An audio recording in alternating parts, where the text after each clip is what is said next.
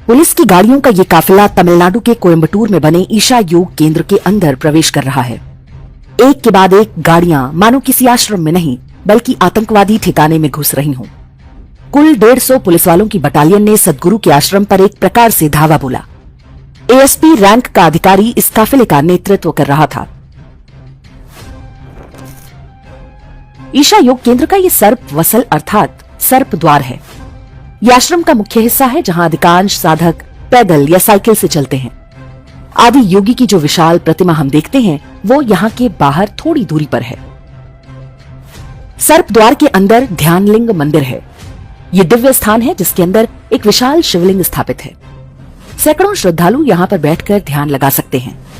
पूरा मंदिर हिंदू धर्म के प्राचीन शास्त्रीय नियमों के आधार पर बनाया गया है। पास में ही लिंग भैरवी का मंदिर है। यहाँ पर दैवीय शक्ति का अनुभव आप बहुत ही सहज रूप से कर सकते हैं। मद्रास हाईकोर्ट में एक व्यक्ति ने याचिका दी थी कि उसकी 42 और 39 वर्ष की 2 बेटियां आश्रम में बंधक बनाकर रखी गई हैं। उनका ब्रेन वॉश कर दिया गया है ताकि वे परिवार से ना मिलें। सुनवाई करते हुए मद्रास हाईकोर्ट के जस्टिस एसएम सुब्रमण्यम और वीर शिवज्ञाननम ने जो टिप्पणियां की वो भारत की पूरी शासन व्यवस्था की हिंदू विरोधी मानसिकता की निशानी है। जजों ने कहा कि सद्गुरु की अपनी बेटी की शादी हो चुकी है। वे अन्य युवतियों को अपना सिर मुंडवाने और संन्यास लेने को क्यों प्रोत्साहित कर रहे हैं। गीता और लता नाम की दोनों बहनें स्वयं कोर्ट में उपस्थित हुईं और जज से कहा कि हमने अपनी इच्छा से संन्यास लिया है, हम पर कोई दबाव नहीं है। दोनों बहनों ने इंग्लैंड और भारत से इंजीनियरिंग की पढ़ाई की है। उनका विवाह भी हुआ, लेकिन कुछ कारणों से उन्होंने अपना परिवार और करियर दोनों त्याग दिया और आश्रम में आकर रहने लगी। सद्गुरु की बेटी ने संन्यास क्यों नहीं लिया, ये किसी कोर्ट का विषय कैसे हो सकता है? क्या ये कोर्ट तय करेगी कि कौन संन्यास ले और कौन नहीं? याचिकाकर्ता ने कोर्ट में कई ऐसे आरोपों की सूची दी है जो वास्तव में सद्गुरु के विरुद्ध ईसाई मिशनरियों के दुष्प्रचार का हिस्सा है। इसके बाद भी कोर्ट ने आश्रम के विरुद्ध लंबित आपराधिक मुकदमों पर रिपोर्ट मांग ली, जबकि सद्गुरु के वकील ने स्पष्ट रूप से बताया कि आश्रम के विरुद्ध कोई आपराधिक मुकदमा नहीं है, सिवा एक केस के जो इसी याचिकाकर्ता ने दाखिल किया है। साथ ही जजों ने पुलिस को जांच का आदेश दिया। तमिलनाडु की हिंदू विरोधी सरकार तो मानो इसी ताक में बैठी थी। कोर्ट की कार्रवाई के तत्काल बाद पुलिस की पूरी फौज आश्रम भेज दी गई। ध्यान देने वाली बात है कि तमिलनाडु पुलिस की यह कार्रवाई नवरात्रि पूजा से ठीक पहले की गई। ईशा योग केंद्र में बने लिंग भैरवी मंदिर में देवी साधना के अनुष्ठान होते हैं। ऐसा लगता है कि यह पूरा घटनाक्रम नवरात्रि पूजा में व्यवधान डालने की मंशा से गढ़ा गया। ईशा योग केंद्र में पुलिस कार्रवाई की यह घटना वर्ष 2004 में कांची कामकोटि पीठ के शंकराचार्य जयेंद्र सरस्वती की गिरफ्तारी की याद दिलाती है। तब सत्ता में आते ही सोनिया गांधी के इशारे पर शंकराचार्य को दिवाली की रात में गिरफ्तार करके दिल्ली लाया गया था और पूरे 2 महीने तक जेल में रखा गया। गिरफ्तारी के समय शंकराचार्य त्रिकाल पूजा पर बैठे थे। पुलिस ने पूजा खत्म करने का भी अवसर नहीं दिया। शंकराचार्य पर हत्या का षड्यंत्र रचने और अश्लील सीडी देखने जैसे आरोप लगाए गए थे।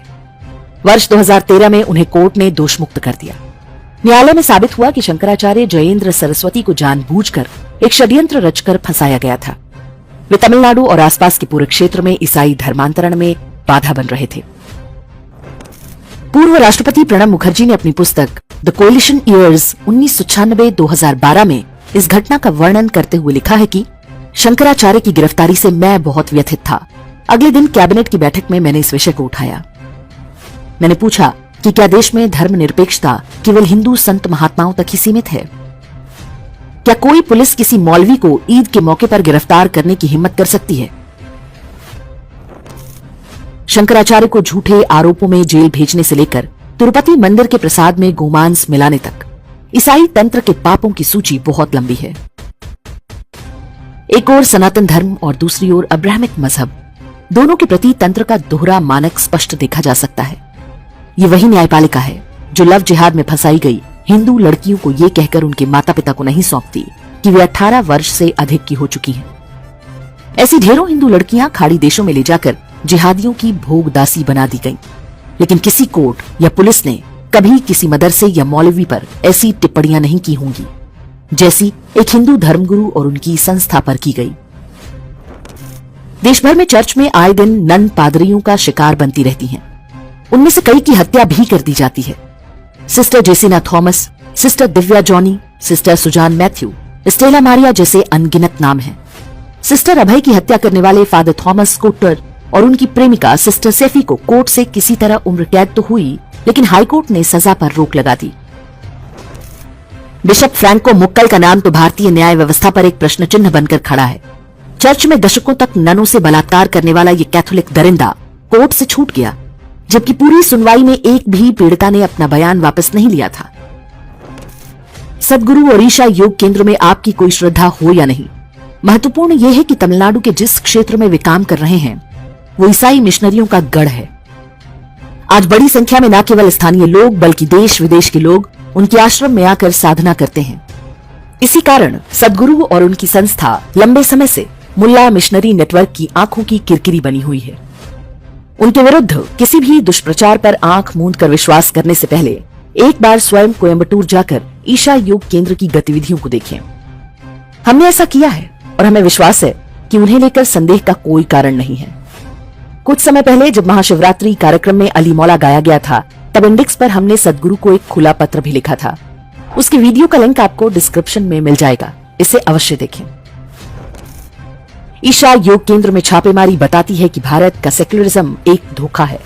हमारा पूरा शासन तंत्र मूल रूप से हिंदू विरोधी और अब्राहमिक मजहबों का गुलाम है। सर्वोच्च न्यायालय ने विरोध को देखते हुए तमिलनाडु पुलिस की कार्रवाई पर रोक लगा दी, लेकिन ये इस बात की क्या गारंटी है आगे से ऐसा कोई षड्यंत्र नहीं रचा जाएगा।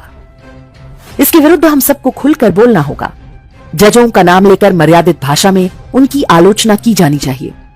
यही जज हैं जो नुपुर शर्मा के लिए आग उगलते हैं, लेकिन उदयनिधि स्टालिन जैसे लंपट द्वारा हिंदू धर्म की तुलना डेंगू मलेरिया से करने पर भीगी बिल्ली बन जाते हैं।